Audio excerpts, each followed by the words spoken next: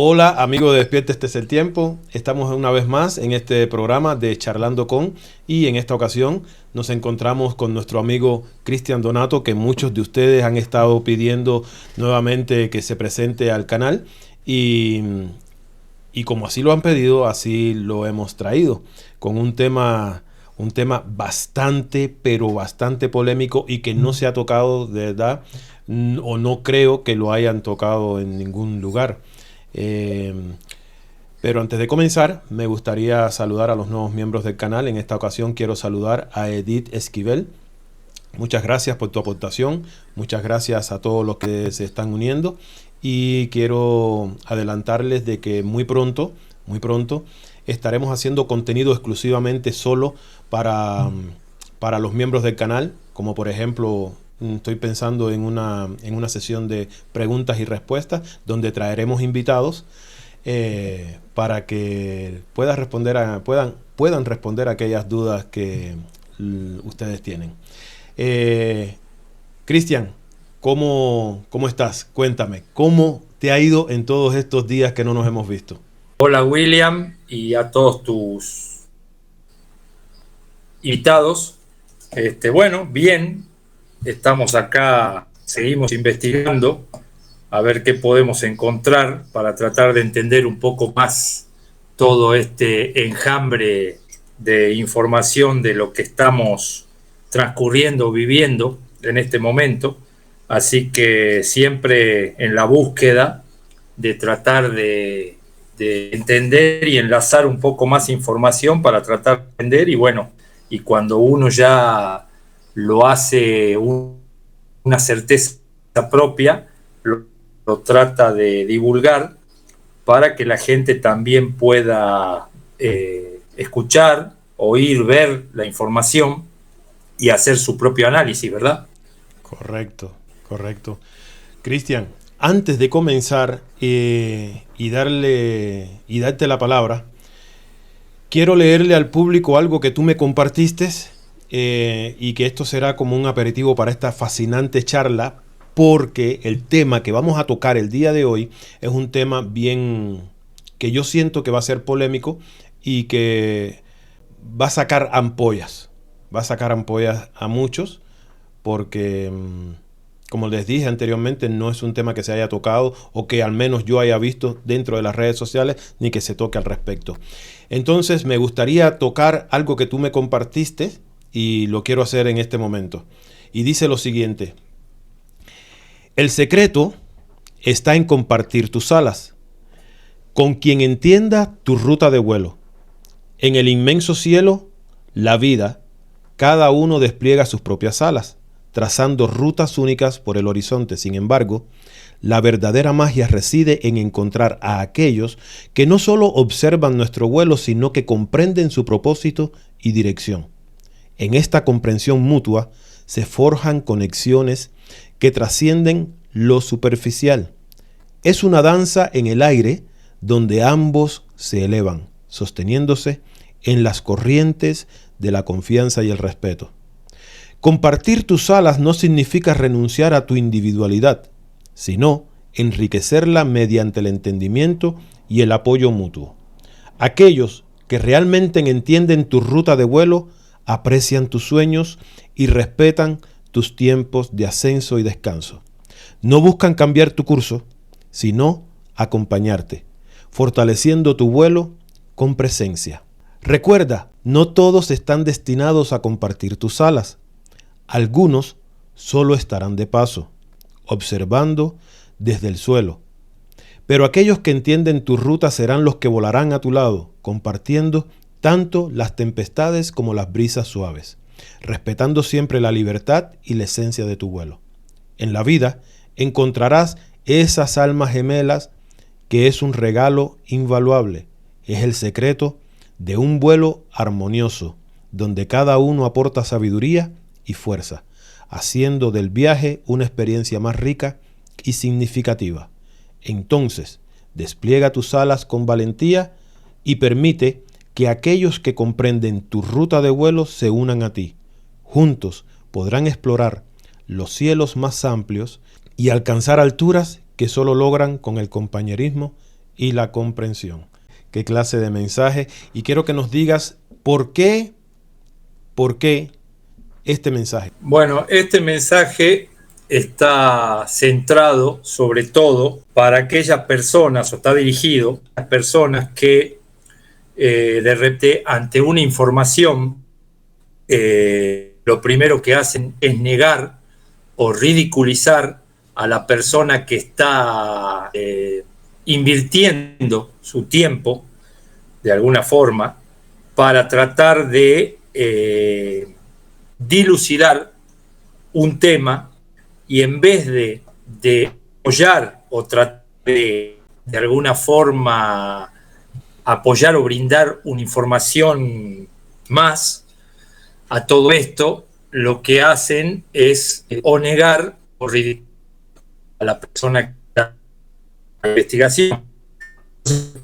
Esta investigación, este mensaje o esta información no es de una persona para otra, sino que ha sido traída por altas jerarquías para que nosotros le demos interpretación y tratemos de todos entender lo que se nos está queriendo decir, y en base a eso poder actuar en consecuencia. ¿Para qué actuar en consecuencia? Para poder prevenir lo que puede ser o lo que puede venir.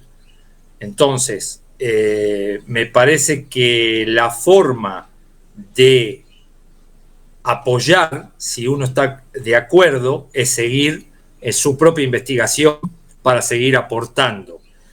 Y si la persona no quiere hacer eso y no está de acuerdo, llamarse a silencio, no agredir, porque la agresión, con la agresión no se consigue nada, absolutamente nada. Entonces, solo se puede conseguir confundir a aquel que está en esa búsqueda de conocimiento y sembrarle una duda. Yo creo que a ellos va referido este mensaje y es muy claro. O sea, hay que usar el compañerismo y volar juntos y no tratar de tirar a matar al que está dando. ¿No es así? Así es. Adelante, Willy. No hay que matar al mensajero. Hay que escuchar solamente el mensaje que trae este mensajero y yo siempre lo digo, el que no esté de acuerdo con lo que se está hablando, eso no es un problema, no hay por qué enojarse. Solamente se les invita siempre a que vaya, investiguen sobre el tema que se está tocando, y si aún así no sientes de que este tema o el tema que se toque es del agrado, bueno, tranquilo, no pasó nada. Aquí nadie está para obligar a las personas a creer o no en lo que se exponga en cada tema y en cada charla.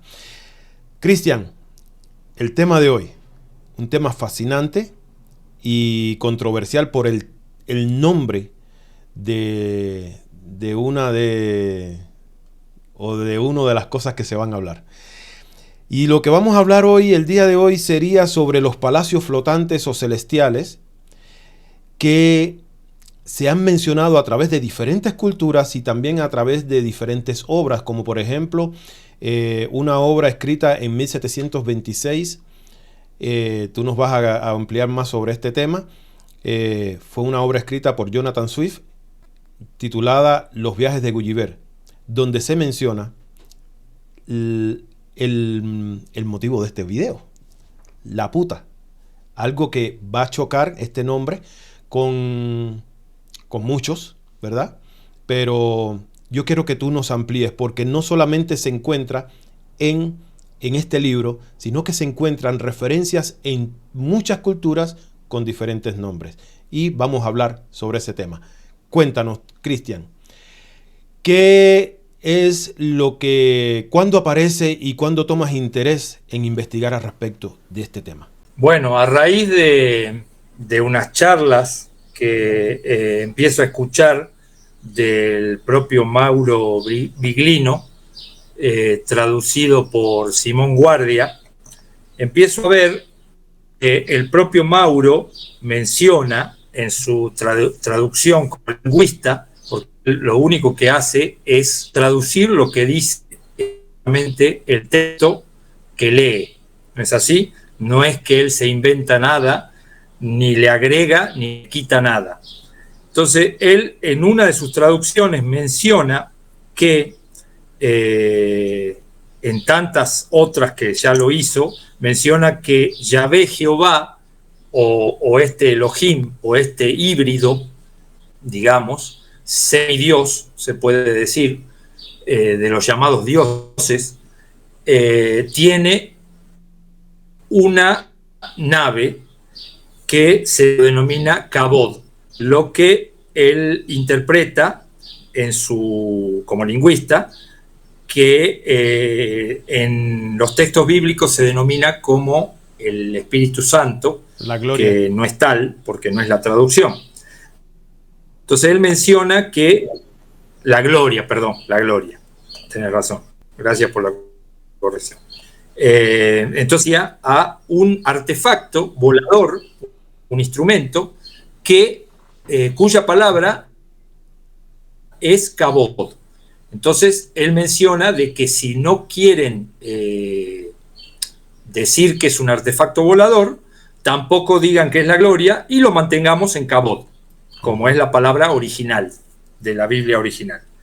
Entonces él hace referencia en una de sus conferencias de que en las traducciones que él encuentra a una ciudad flotante o a un puerto, mejor dicho, flotante, menciona, la referencia de él es que es un puerto donde aterriza su Kabod. Entonces desde ahí yo empiezo a tomar interés por esta información y empiezo a hacer enlaces. Entonces encuentro, buscando lo que hay en base a islas flotantes o a ciudades flotantes, encuentro varios documentos. Uno de ellos es este cuento, que entre paréntesis digamos que Jonathan Swift no era tan solo escritor, sino que era un clérigo irlandés que tenía mucho conocimiento sobre textos bíblicos y apócrifos. Eso es a tomarlo en cuenta.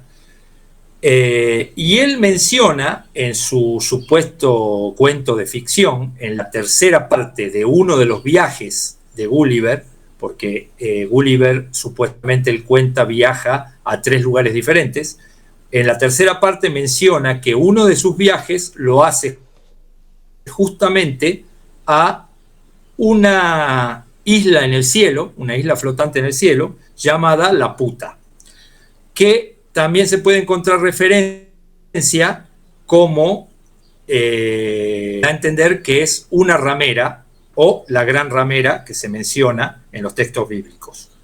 Entonces, a partir de ahí empiezo a buscar qué otras similitudes o qué otros textos se pueden encontrar o conseguir sobre esta información de una supuesta ciotante y qué características tiene y qué tan, digamos, de verdad pueda tener esto, y hago los enlaces también pertinentes con el libro de Enrique Castillo Rincón, cuando menciona en Omni Gran Alborada, tomo 1 y tomo 2, de que a él es un hombre contacto, Colombo en la nave,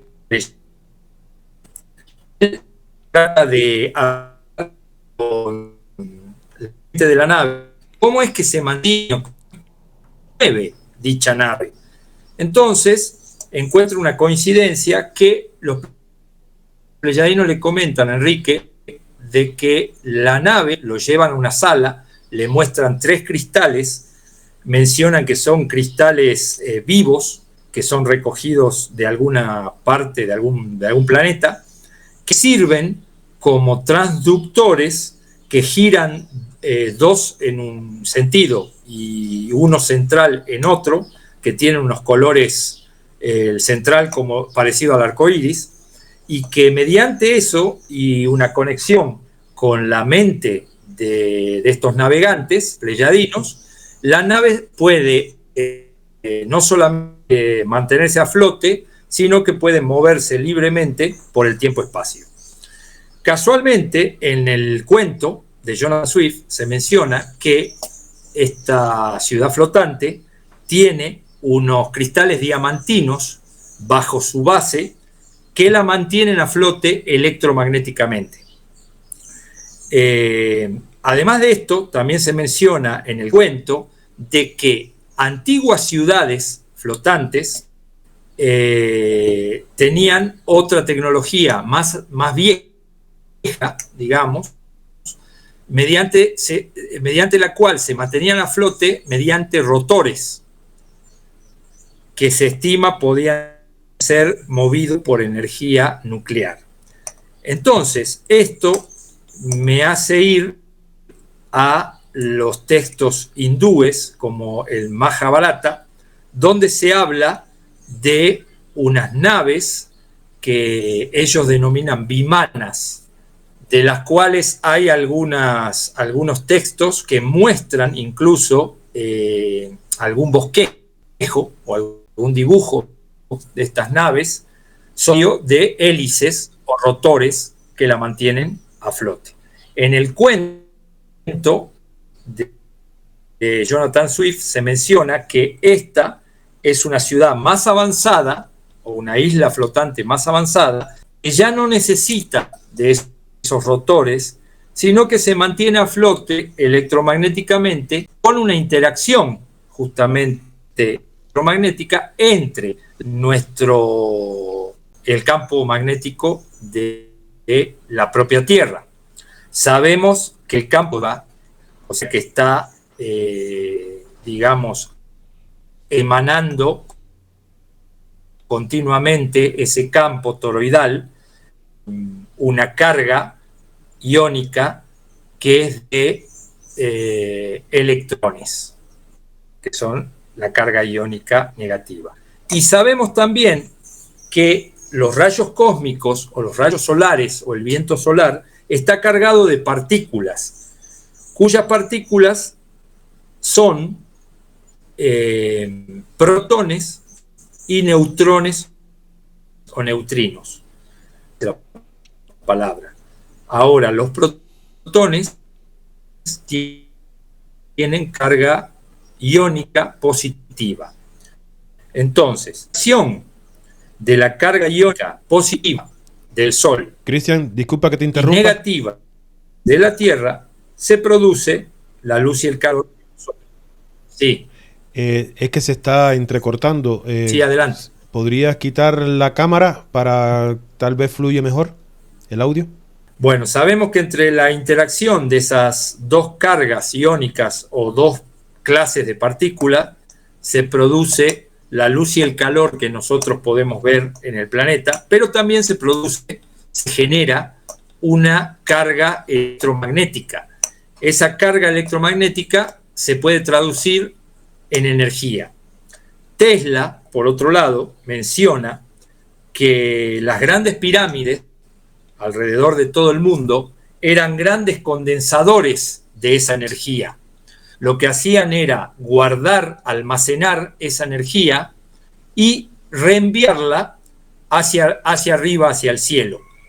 Entonces, una ciudad que se debiera mantener a flote por una carga electromagnética dependería de esa energía que está emitiendo la Tierra a través de esos condensadores, como lo llamó Tesla, y una recepción de esa energía por parte de esa ciudad a través de sus cristales, como se menciona en el cuento, que tienen la carga complementaria, no vamos a decir inversa, sino complementaria, que es la carga iónica positiva. Eso es lo que la mantiene a flote.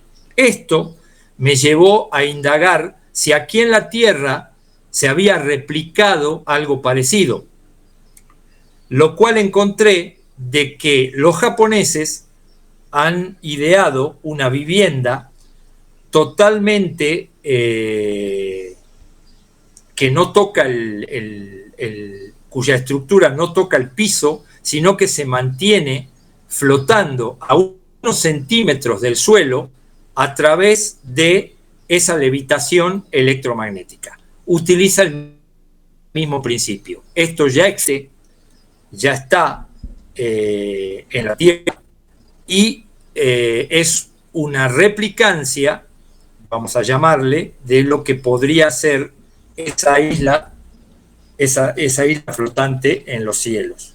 O sea que no es algo descabellado pensar que con una mayor tecnología estas fuerzas de carácter extraterrestre negativo, a través de su tecnología, pudieran tener dicho puerto o dicha isla flotante en los cielos. Por eso también se encuentra la referencia de que la pirámide, cuando se la representa, por ejemplo, en el billete de $1 o en otros tantos textos literarios, se encuentra su punta, se encuentra desconectada de lo que sería la parte de la base que está sobre tierra, con un ojo en su punta, la punta está flotando, y ese ojo representaría a ese ojo que todo lo ve, o representaría a estas fuerzas que están ahí flotando en el cielo y regenteando lo que sucede con los reyes de la tierra. O sea, ellos son los encargados de supervisar y mandar a los reyes de la tierra lo que está pasando. Eso es lo que está representando ese dibujo. Por otro lado, Mauro Viglino lo deja bien expuesto en un audio que vos lo debés tener a mano, William. No sé si lo podés poner para que lo escuchemos. Es un programa de Simón Guardia, donde está siendo entrevistado por Jack Honor, donde él menciona lo que habla Viglino al respecto. Voy a poner el corto. Es muy cortico, pero estaría bueno de que el público pueda tener una idea de lo que tú estás hablando, de lo que te estás refiriendo. Voy a poner el audio, el video. ¿Está bien? Bien. Y también perfecto. Es interesante el tema de la Torre de Babel, que lo explica Mauro Viglino, que lo vi en un vídeo tuyo traducido, que no se trataba de una torre, sino que era un portal, que podían entrar y salir por allí, y entonces se dio cuenta el Yahvé y dijo, aquí vamos a destruir esto. Son como dos puntos en común. Por ejemplo, el punto de que hace crear al hombre un lugar para adorar, porque le echan el cuento, no, para alcanzar a Dios y todo lo demás, van a ser, van a tener poder y todo este tipo de cuestión. Y segundo, este tema de la torre, un portal, pero también como un sitio de portaaviones o portanaves, el sitio donde ellos pueden aterrizar. Mauro Viglino lo explica.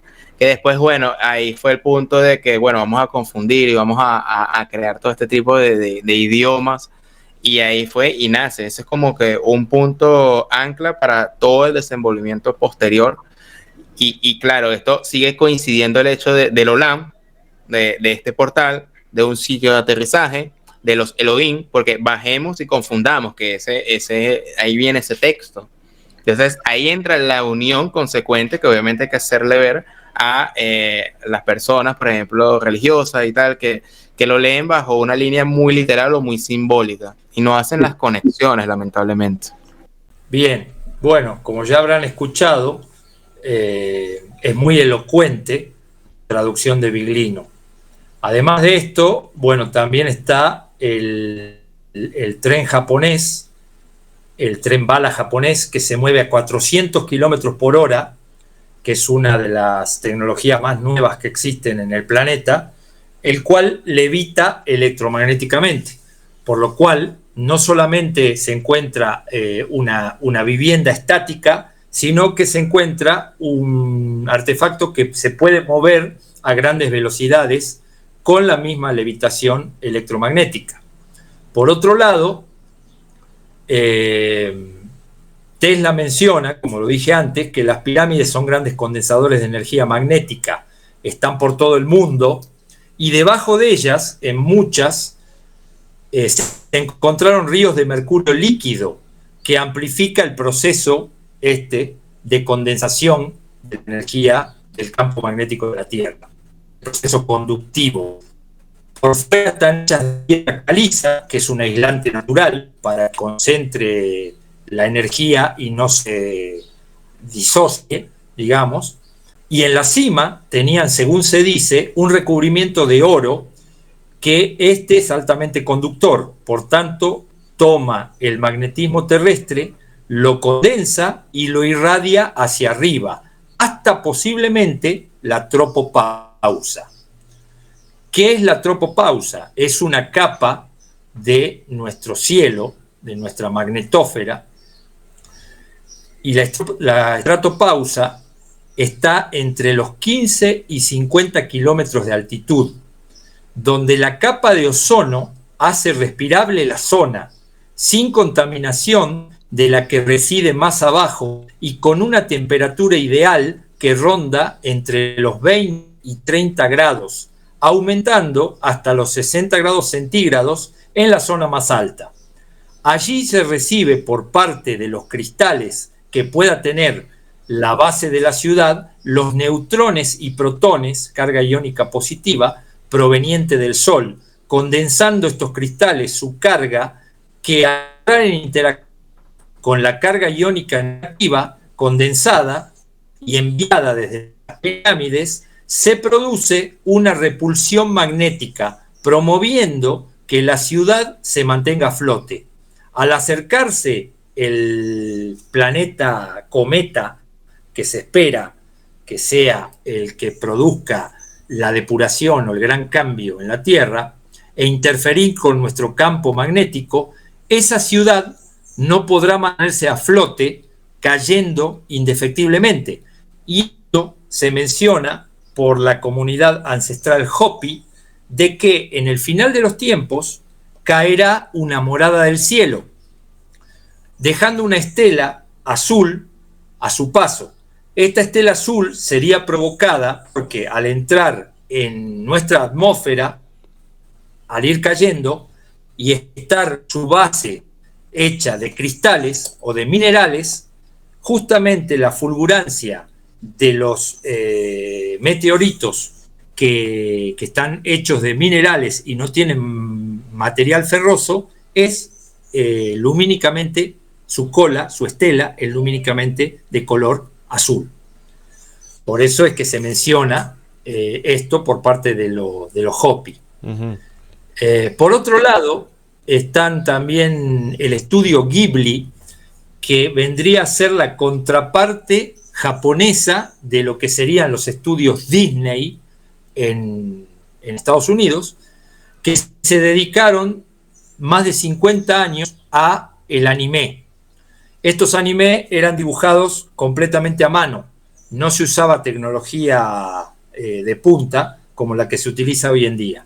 En el año 86, el escritor, productor y director del estudio Ghibli, cuyo nombre lo debés tener vos ahí a mano y fotografía del personaje, hoy un hombre todavía con vida. Exacto. Hoy un hombre todavía con vida que creo que ronda los 74 años, si no estoy mal. Uno de sus anime, en el año 86, una película que hace de anime, se llama justamente Laputa, el castillo en el cielo. Esa película está tomada, o sea, él tomó como referencia para hacer esa película justamente el cuento de Jonathan Swift y lo adaptó a ese momento en el cual se hizo la película. Cabe destacar que en esta película se menciona todo lo que yo fui mencionando de cómo supuestamente puede estar manteniéndose a flote esta isla flotante o esta ciudad flotante. Se hace mención de todo esto. Y casualmente, Parravicini tiene en una de sus psicografías, habla de que el hombre amarillo, refiriéndose justamente a un asiático, lo sabe, dice la psicografía, y lo divulgará antes del final y perecerá. Yo voy a buscar a ver si la tengo aquí completa, la psicografía, para leerla exactamente como está escrita por él. Pero básicamente... Mientras tú lo buscas... Sí, William, adelante. Mientras tú lo buscas, sí. Me llama la atención algo que mencionaste sobre la profecía de los Hopis, que dice de que una gran morada caerá. Y esto, si lo contrastamos con,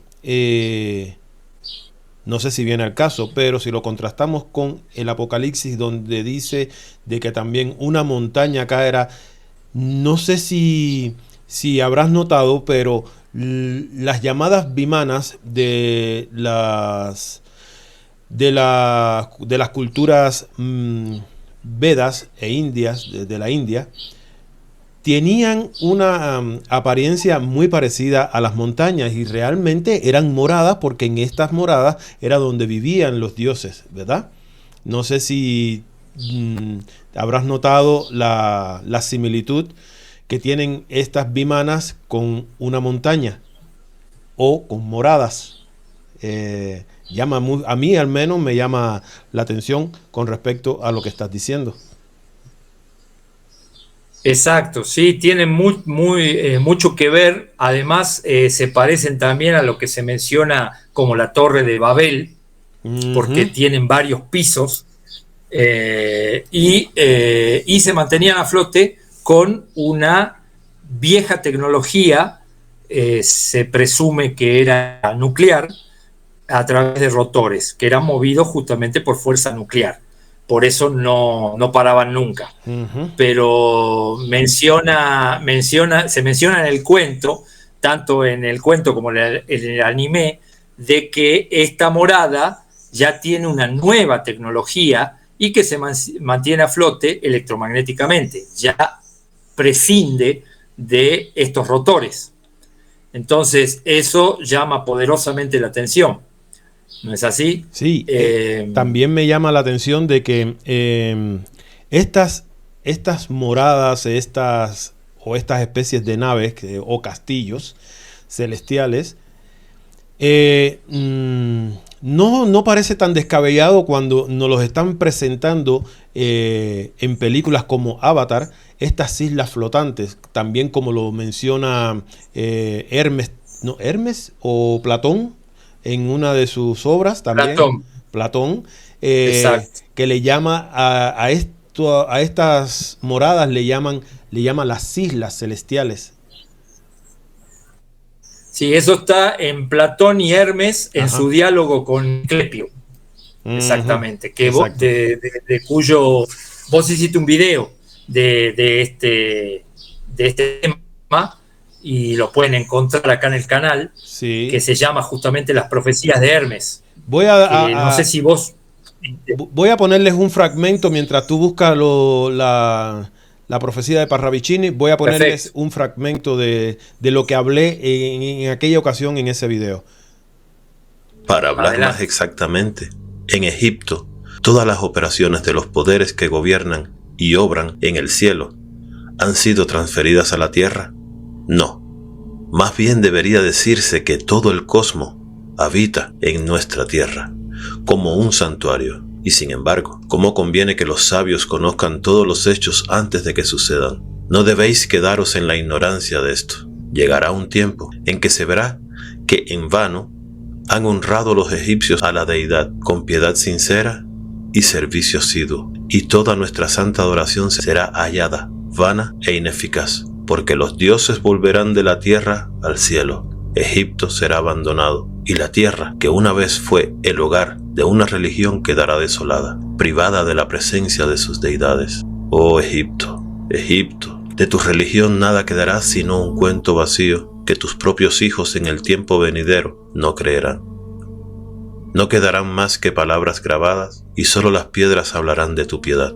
y en ese día los hombres estarán cansados de la vida y dejarán de pensar que el universo es digno de admiración reverente y de adoración.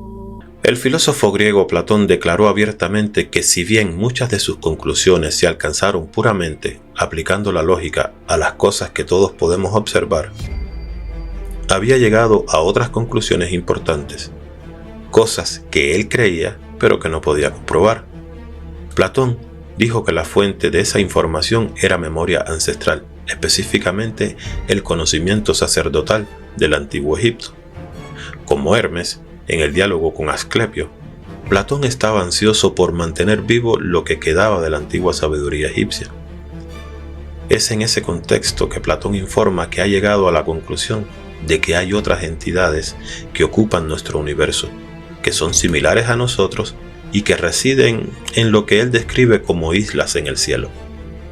También dijo que estos seres viven mucho más que nosotros, que son más altos e inteligentes de lo que somos nosotros, y su comprensión del universo y lo que llamaríamos espacio exterior es mucho más avanzado que el nuestro, y aunque dijo que no podía probarlo, Platón quería marcar ese conocimiento en un muro.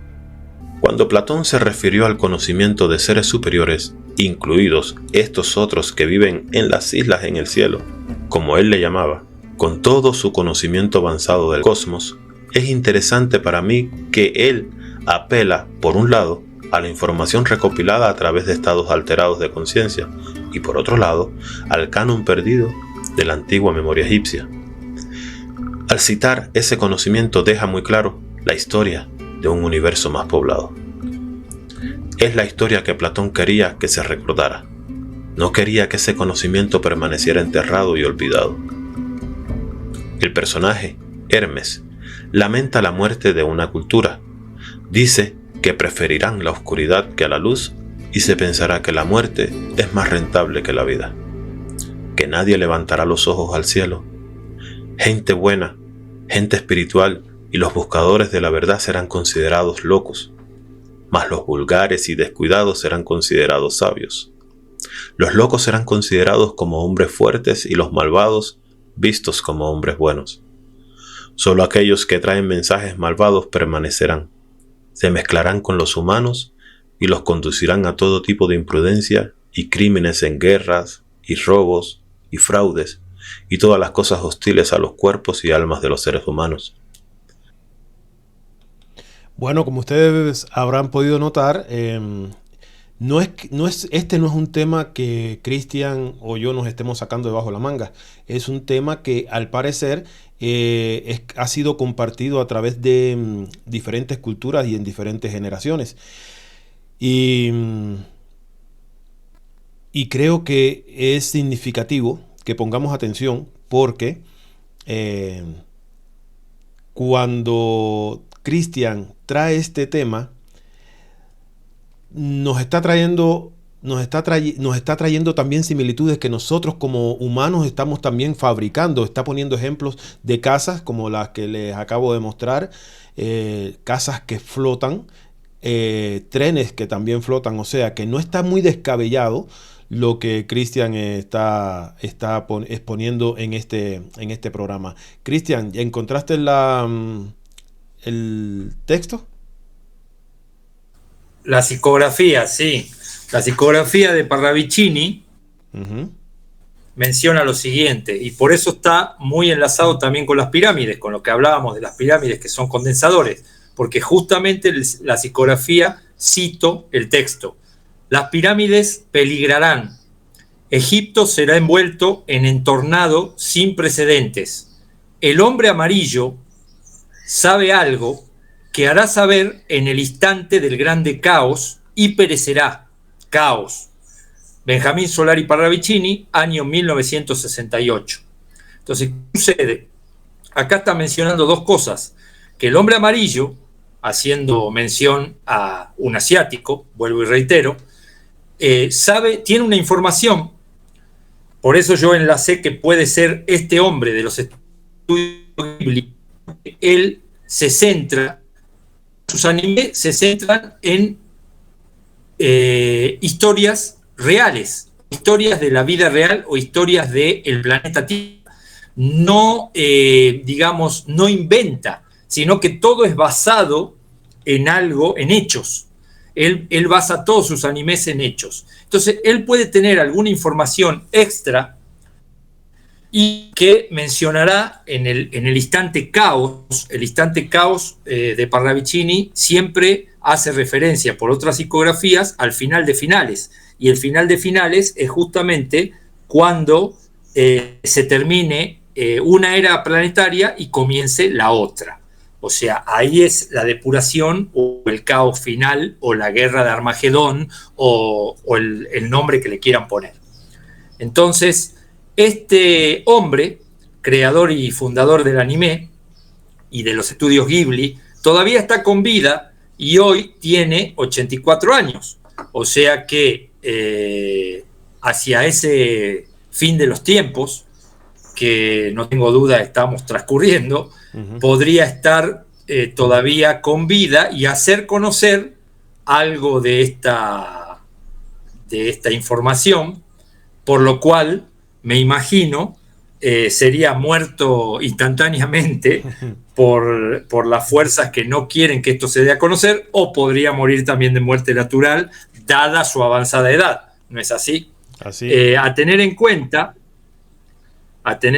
también que, por ejemplo, Hayao Miyazaki es un director de cine de animación, animador, ilustrador, empresario, mangaka y productor de anime japonés, de renombre internacional y con una carrera de 5 décadas.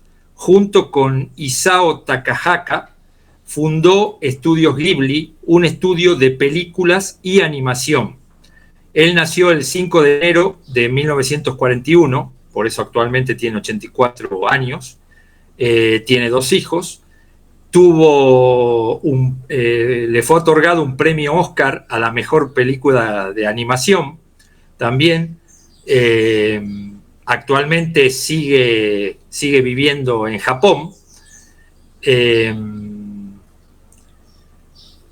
A ver qué otra información tenemos de él. Según la opinión unánime de la crítica mundial, es uno de los mayores autores de la historia de la animación, hasta el punto de ser comparado a menudo con Walt Disney y Osamu Tezuka. Hayao Miyazaki no acudió a la entrega de los Oscars su oposición a la guerra de Estados Unidos en Irak, que demuestra su principio. La ausencia de Miyazaki en las ceremonias de entrega de premios se debe a una mezcla de razones personales, la edad y el desinterés por el reconocimiento.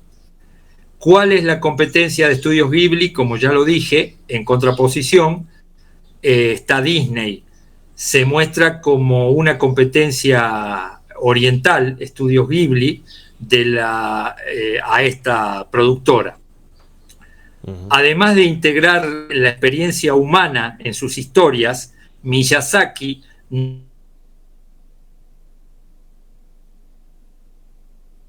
Hola. Cristian. Cristian. Hola, Cristian. Más antibélicos. Esta es otra de sus realizaciones. Cristian, te perdiste por mucho tiempo. Vuelve a repetir después lo de los Grammys, que él se negó a ir. Repítelo. Adelante, a partir te de escucho. Ahí.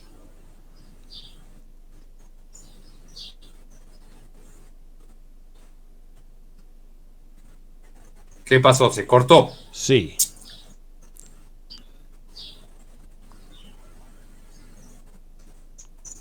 ¿Hasta dónde se escuchó? Hasta un poquito después de lo que mencionaste de los Grammy, que él se ausentó por la edad o por cuestiones personales. Perfecto, sigo desde ahí entonces.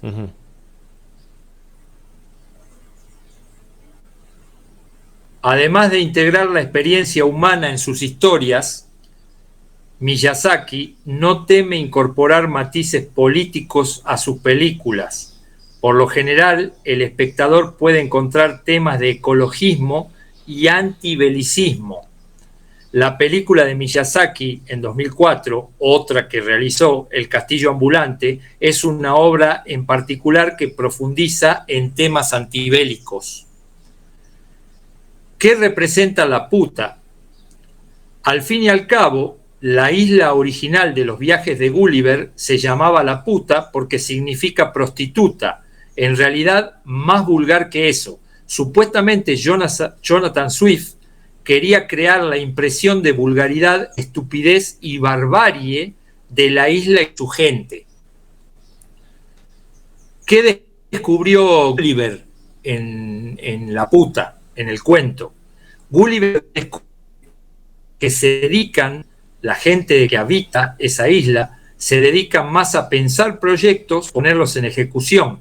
En su visita, el autor es informado que ha descubierto 2 satélites de Marte. Se nombra Marte un siglo antes de su descubrimiento real, en 1726, que han listado más de 10.000 estrellas fijas y calculado con gran precisión el periodo de 93 cometas.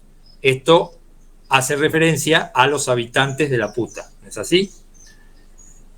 ¿Qué tan poderoso o qué tan poderosa era La Puta? En esa época La Puta era la cumbre de la tecnología de la civilización y dominaba los cielos con una hegemonía sobre otros reinos aéreos. A diferencia de estos últimos, que dependían de rotores, La Puta mantenía su estado aéreo gracias al elemento aetherium, unos cristales diamantinos. Durante un tiempo el reino prosperó. ¿Qué tiene de especial la isla de La Puta? La Puta es una isla flotante escrita en el libro de los viajes de Gulliver del año 1726 de Jonathan Swift. Tiene aproximadamente 4,5 millas de diámetro con una base adamantina que sus habitantes pueden maniobrar en cualquier dirección utilizando levitación magnética. ¿Cuál es la moraleja de El Castillo en el Cielo del año 86, hecha por los estudios Ghibli? El Castillo en el Cielo contiene un fuerte componente ambientalista cuestionando la relación de la humanidad con la naturaleza y el papel de la tecnología. McCarthy interpreta el árbol gigante que se encuentra en La Puta como una metáfora del poder revitalizador y dador de vida de la naturaleza. Los golems que se mencionan como robots o autómatas en el anime del año 1986, que cuidan de la ciudad cuando la ciudad es abandonada por sus habitantes, quedan solamente estos autómatas, los golems de hierro, están basados en el Castillo en el Cielo, o sea, en esta producción.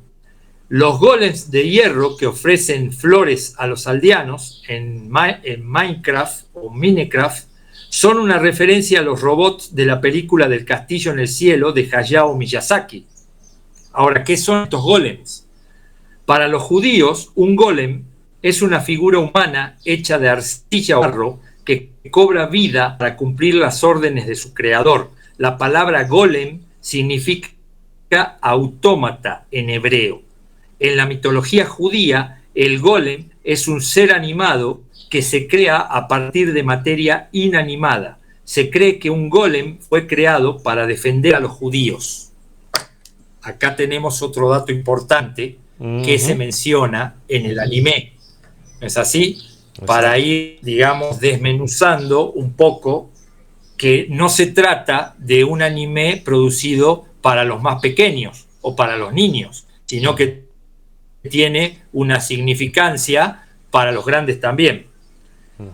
Bueno, si quieren saber a qué altura, todavía encapsulada y sin poder salir al espacio, porque sabemos que estas entidades, Jehová y todos sus séquitos, están encapsulados en la tierra y no pueden salir por parte de las altas jerarquías de la luz que tienen acá encarcelados, puede estar flotando esta ciudad. Ahí va la información.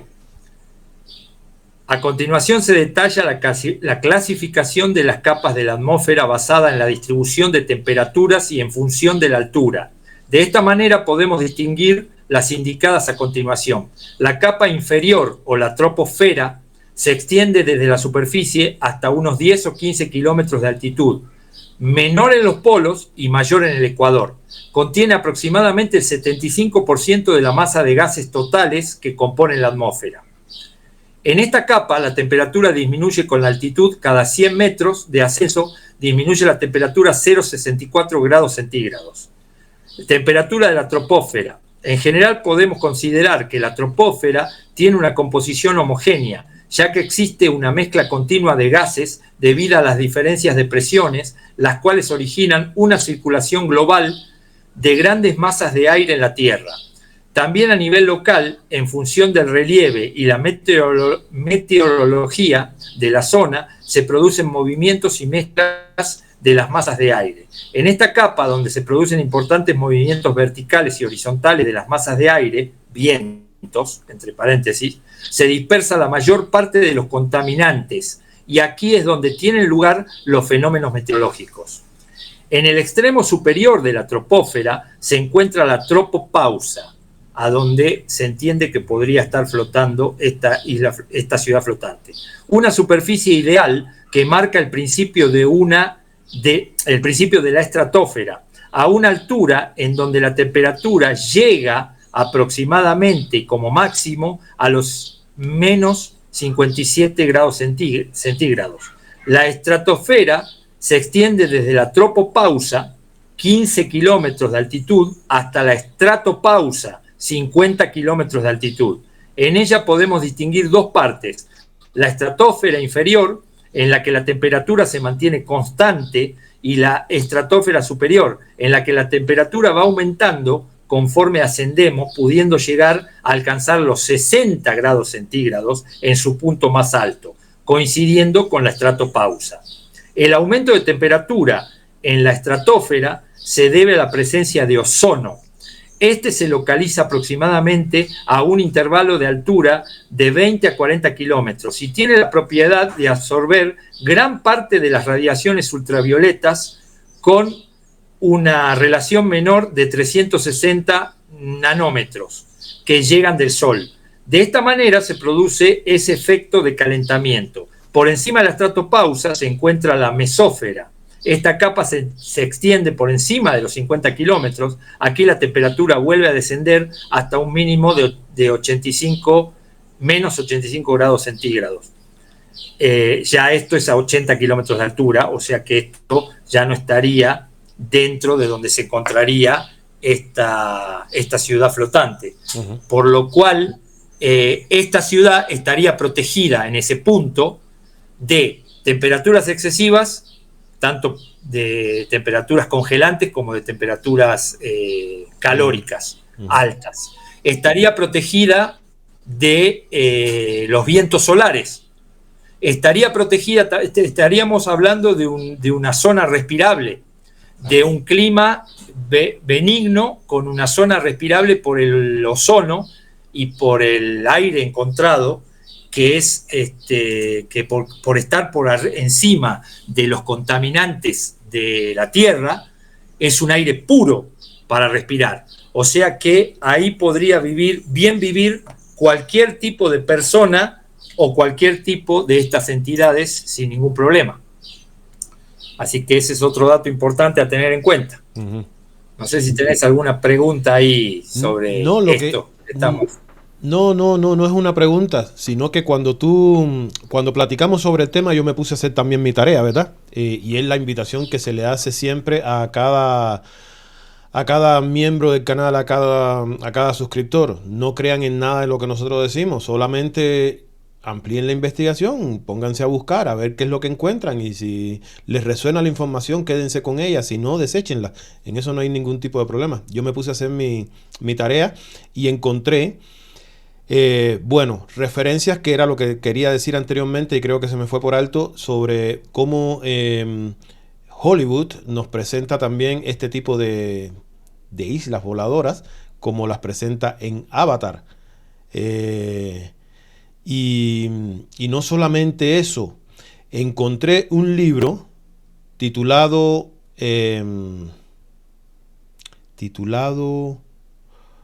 La última advertencia. El escritor se llama Joseph Ben-Aron, y él, en este libro, él menciona de que la gloria de Jehová es una especie de reino gigante que se mueve por todas partes, pero desde el cielo. Él le llama, así como Biglino le llama el Cabot, él le llama el Hamerkabah, que traducido es la máquina de guerra, ¿verdad? Por eso es que vemos muchas referencias, que cuando dice el texto de que Jehová descendió, que la gloria de Jehová descendió y de ella salió fuego y consumió, está haciendo referencia a un tipo de artefacto primeramente gigante, que podría ser llamado como una morada. Y también lo que aquí ya es donde yo no coincido, y es válido, ¿verdad? Porque no tenemos que estar de acuerdo en todos. Él dice de que el reino de los cielos, el cual venía anunciando Jesús, no era más que también una nave gigante. Por eso dice que el texto se refiere cuando dice el reino de los cielos se ha acercado, que él dice de que esta nave se está acercando. También menciona de que la Nueva Jerusalén, que se menciona en el Apocalipsis, es también cabe la posibilidad de que sea una nave también gigantesca, porque dice que viene desde arriba, que viene del cielo y que desciende y se planta en esta tierra. Entonces, más o menos ustedes pueden hacer una búsqueda de los libros que estoy mencionando, de Joseph Ben-Aron, La última advertencia. Pueden buscar en el Apocalipsis y ampliar también su búsqueda. Y para aquellos que no hayan visto la película El reino, o ¿cómo se llama? El castillo en el cielo, el castillo del cielo, en el cielo, estaré dejando la película en mi canal de Telegram. Ya saben que YouTube es un problema, entonces estaré dejando la película en mi canal de Telegram para aquellos que quieran entrar al canal y verla, y ampliar un poco más sobre este tema, puedan entrar y ahí disfrutarla. Cristian. Sí, también se menciona en el libro de Jonathan Swift que esta es una ciudad que flota y se mueve con los vientos en un sistema de baja presión. Y justamente en el punto que mencionábamos de la tropopausa, es un sistema de baja presión, el cual ese sistema la mantiene, digamos, la podría mantener oculta o invisible a nuestros ojos, porque también se trata de un sistema de baja presión de una dimensión, llamémosle, a la que nosotros todavía no podemos acceder, de más alta frecuencia, donde nuestro ojo retinal no puede todavía ver, que eso es lo que estamos desarrollando con el cambio de ADN, poder ver todas esas cosas que se mueven en nuestro mundo, en esas dimensiones a las cuales nosotros no tenemos acceso. Es lo que se denominaría o llamaría la cuarta dimensión, a la que nosotros todavía no tenemos acceso. Entonces es muy fácil comprender, mediante estas informaciones, de que por qué no se la puede detectar a simple vista con un telescopio si está tan cerca de la Tierra, ¿no es así? Porque no está moviéndose en una dimensión a la que nosotros todavía podemos llegar a percibir. Exacto, y yo quisiera que me permitieras ampliar sobre este tema que acabas de tocar, sobre el por qué no lo podemos percibir, ya porque ya estamos casi a punto de terminar el programa, y me gustaría dejar aclarar o hacer un aporte con respecto a esto. Recordemos de que nosotros fuimos víctimas de una manipulación genética en la antigüedad.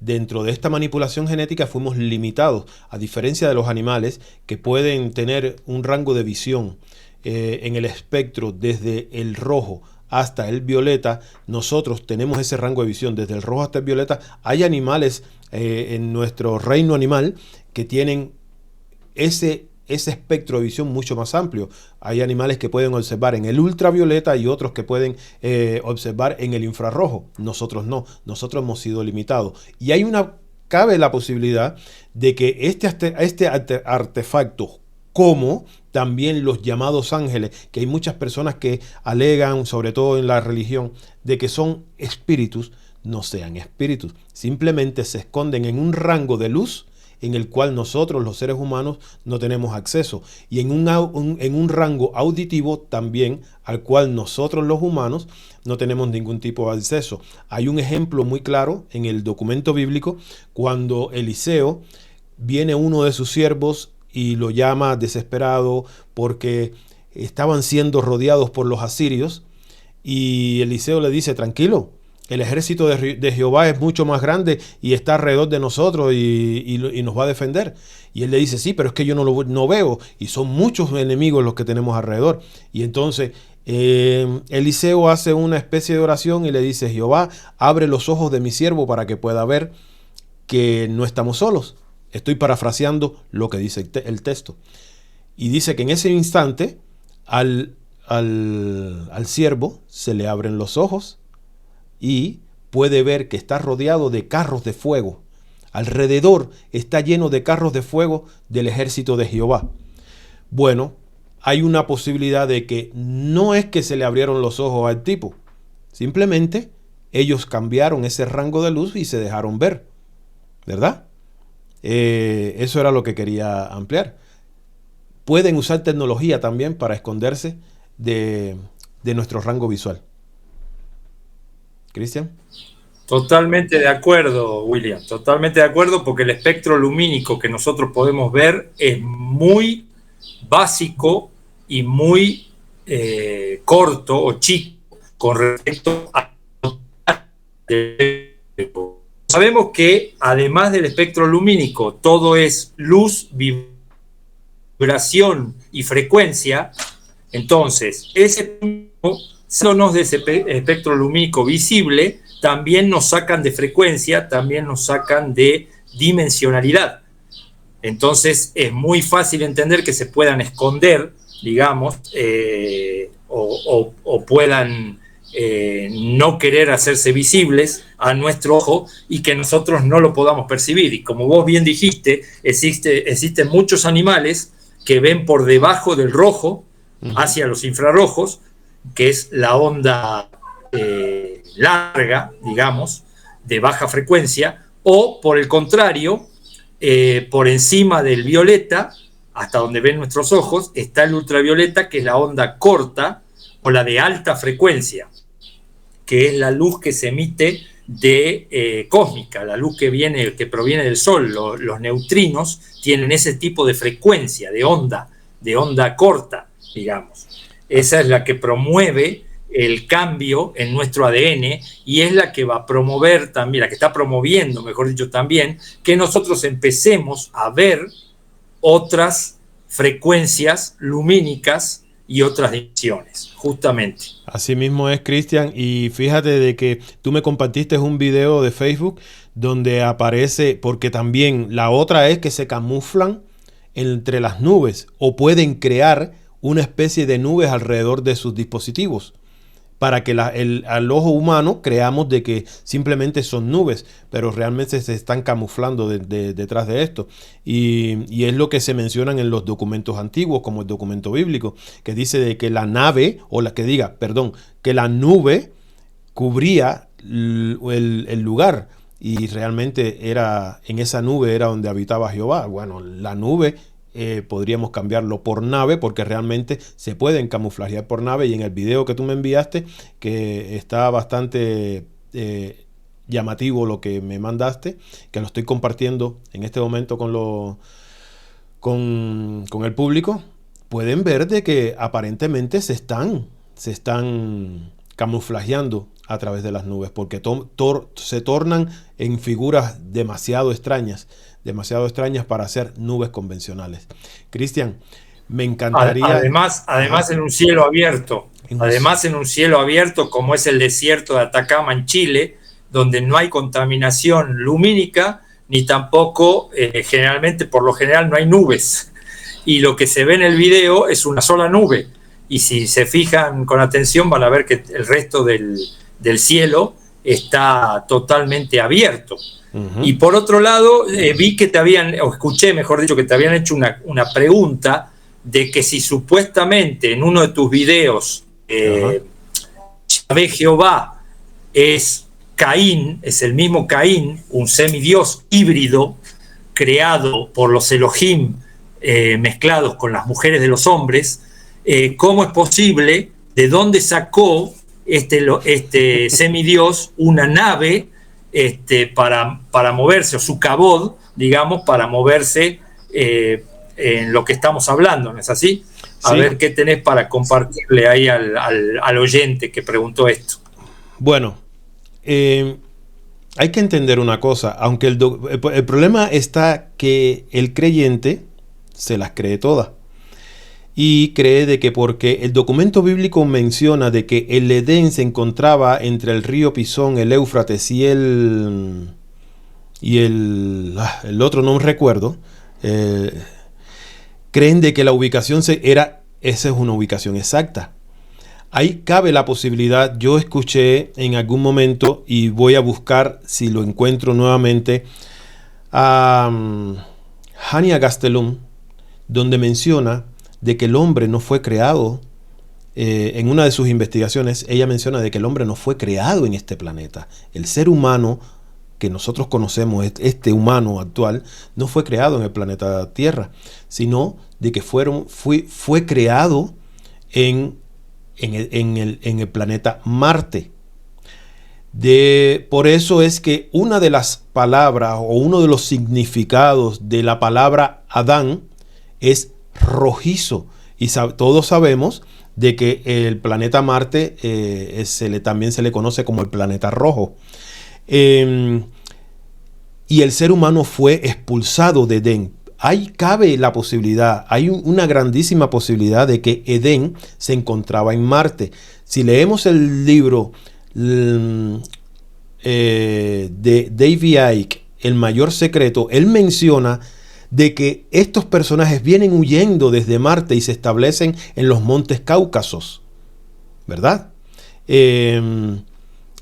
Entonces, cabe la posibilidad de que si el hombre fue expulsado de Edén y Edén no se encontraba en este planeta, bueno, se hayan movido hasta aquí, hayan sido lanzados. Por eso el Apocalipsis dice, y fue lanzado el gran dragón y junto con él todos sus ángeles aquí a la tierra, a engañar al mundo entero, a los habitantes de este planeta ya.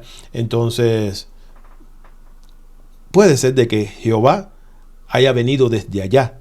Por eso dice, viene de lejana tierra, de lo postrero de los cielos, Jehová y los instrumentos de su ira para destruir toda la tierra. Por ahí puede venir una explicación. Yo voy a tratar de encontrar este video y estudiar al respecto para tener las bases para explicarles al público. ¿Tú qué dices? ¿De dónde tú crees que haya sacado la nave? Bueno, no nos olvidemos también un dato. En el año 96 nació un niño, Boriska, de nombre Boriska Kipriyanovich, que dijo que recordaba su vida pasada y que venía de Marte. Este niño, si lo buscan, lo googlean, van a encontrar también que entregó información a los gobiernos, al gobierno de Rusia, muy interesante, que todavía no se había comprobado para ese momento, como por ejemplo que se iba a encontrar en la esfinge, detrás de la oreja se encontraba una entrada, digamos, secreta, y que ahí se podían encontrar dentro de la esfinge cosas que él mencionó, documentos y otras cosas, así como otras informaciones que después se fueron comprobando en el tiempo. Y este niño aseguraba venir de Marte y que había sido un piloto, digamos, de una nave ahí en Marte y que venía a la Tierra. Por otro lado, no nos olemos que los Elohim bajaron del cosmos o de otros planetas, vinieron a la Tierra siendo perseguidos por las altas jerarquías y que vinieron en naves, obviamente, pues no vinieron caminando. Entonces, ¿qué ocurre? Si yo entiendo que si Elohim se cruza con las hijas de los hombres, que esto está en el libro de Enoch, como en otros compendios también, de que sucedió, como en el compendio, como en el documento bíblico también, es muy fácil de entender que si de este cruce genético nació un híbrido, como lo fue Caín, y que fue homicida desde el principio porque mató a su hermano Abel, por eso lo denuncia Jesús como que es padre de la mentira y homicida desde el principio, no me cabe duda, pueda tener una nave, porque no es que la haya sacado él de algún lado o la haya construido, sino que simplemente el Elohim que lo parió, que lo engendró, le engendró una nave para que el personaje se moviera. Es como que un padre le compre un auto a su hijo, un automóvil. ¿Y de dónde lo sacó el hijo el automóvil? De ningún lado, se lo entregó el padre y el niño o el hijo se mueve en dicho automóvil. O sea que cuestionar eso, de dónde puede haber sacado la nave, es una cosa, me parece, infantil, que no tiene relevancia. Es irrelevante, justamente. Eso es lo que yo pienso. Sí, o sea, sí. Con la tecnología que ellos tienen, si nosotros estamos hablando acá que se replica todo lo de la creación, ellos lo tratan de replicar. Asimismo, en la Tierra, digamos, la tecnología de ellos se va replicando cuando estas entidades dejan que eso suceda. Así se va replicando lo de las ciudades flotantes, así se va replicando lo de los trenes de levitación, así se va replicando toda la tecnología de ellos. Pero ellos la tienen desde mucho antes y tienen tecnología que todavía nosotros desconocemos, que no fue liberada al público. Entonces esto se va liberando a partir de que ellos permiten de que se vaya liberando. Entonces no puede ser descabellado, si vemos la tecnología que hoy tenemos en la Tierra, que haya una tecnología muy superior de parte de ellos que no provienen de esta Tierra. Entonces, y que además ellos vienen replicando de alguna forma tecnologías creacionales. Obviamente lo de ellos es burdo, porque no llegan a tener, digamos, la ciencia espiritual que se maneja por las altas jerarquías de la luz, pero tratan de replicarlo mediante su tecnología que es mucho menor, digamos, y la de nosotros aquí en la Tierra, por ende, es menor aún que la de ellos. Adelante, William. Gracias, Cristian, gracias por la aclaración y por el aporte, porque sí, a mí también me parece irrelevante la pregunta, porque no, si es el hijo de un Elohim, a él está siendo protegido, está siendo, o sea, se le puede haber otorgado este privilegio para que, mira, se convirtiera en el Dios de este planeta, porque así es como lo llama el documento bíblico, el Dios de este siglo.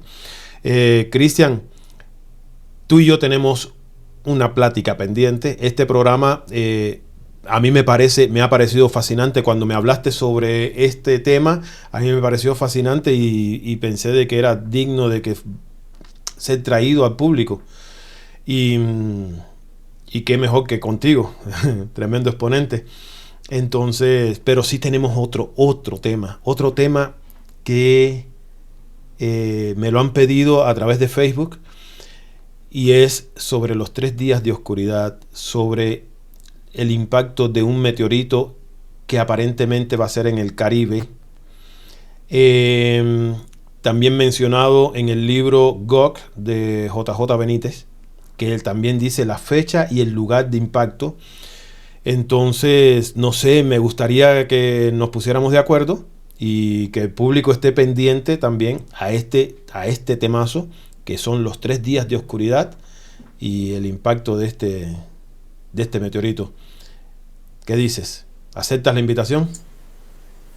Sí, cómo no, con gusto acepto la invitación, y bueno, esto tiene también una explicación, digamos, más científica de lo que se cree, lo de los 3 días de oscuridad, por lo que yo he podido indagar en el tema. Hace bastante tiempo que vengo indagando sobre ese tema, y no es algo ni mágico ni religioso, como lo quiere pintar la religión, digamos. Tiene su entendimiento también, como todo. Hay que buscarle, digamos, el enlace a todo esto. Así que gustoso, cuando quieras, lo tratamos al tema también, que está muy vinculado con el porvenir de nosotros como humanidad, ¿no es así? Así mismo, y con un posible reseteo también.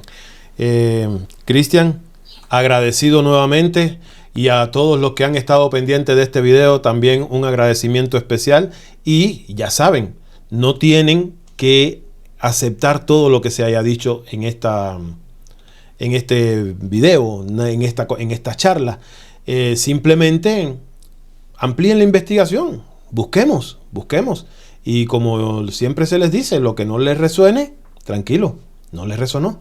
Y simple, a buscar por otro lado. Entonces, sin más, si les gustó este video, señores, denle me gusta. Si no se han suscrito todavía al canal, suscríbanse, denle la campanita para que cada vez que subamos algún contenido nuevo, estén siempre atentos a ello y les llegue la notificación. Y sin más, terminamos este programa de hoy. Gracias, Cristian, y nos vemos en el próximo Charlando con. Hasta la próxima.